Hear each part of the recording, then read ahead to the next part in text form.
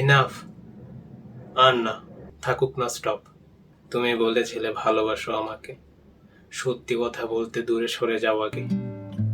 কিভাবে পারলে ভালোবাসা ঘৃণা করা ছেলেটাকে ভালোবাসা শেখাতে? কিভাবে সম্ভব শত শত ভাঙা ব্যর্থ স্বপ্ন বয়ে চলা ছেলেটাকে নিয়ে আবার সেই মেঘ আকাশে স্বপ্নের নকশিকাঁথা বুনতে? কি এমন দেখে অগোছালো আর আগাছায় পেঁচিয়ে থাকা ছেলেটাকে এত আপন করে নিলে? কিভাবে পারো মরা পাপড়ির ফুলটাকেও আয়নাতে নিজের খোপায় দেখতে? সেন্সিবল আর ব্রাইট জোনাকির প্রাণের অস্তিত্ব নিয়েও কেন তোমাকে সবসময় ডার্কনেসে আসক্ত হতে হবে? কিভাবে পারলে ভালোবাসা ঘৃণা করা ছেলেটাকে ভালোবাসা শেখাতে?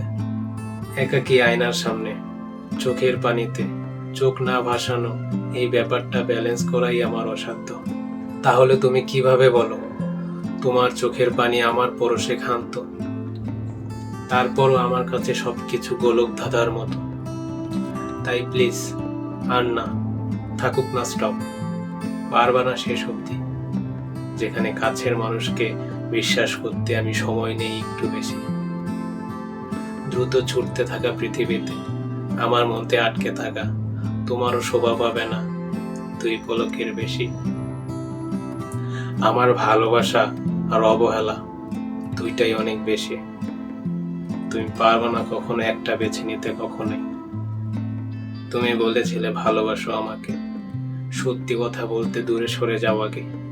যদি প্রোটেক্টিভ আর পজেসিভের মধ্যে ডিফারেন্স তোমার বুঝে না আসে, সরে যাও। লজিক যদি সেন্সলেস লাগে তোমার কাছে, পার্সোনাল পয়েন্ট অফ ভিউকে টলারেট না করতে পারলে সরে যাও, দূরে সরে যাও। পানি হয়ে, বাতাস হয়ে, পাথর হয়ে, নিশ্চিহ্ন হয়ে, অ্যাটলিস্ট আমার জগৎ ছেড়ে। কারণ তোমার ভালোবাসা, নাম দেওয়া ভালোবাসাটা পুতুল খেলে বাস্তবতা ধারণা করার মতো। এনাফ, আর না, ফুল স্টপ। তোমার ভালোবাসা আমার হজম হবে না। পরিমাণের বেশি মিষ্টি আর মধু আমার শরীরে সয় না।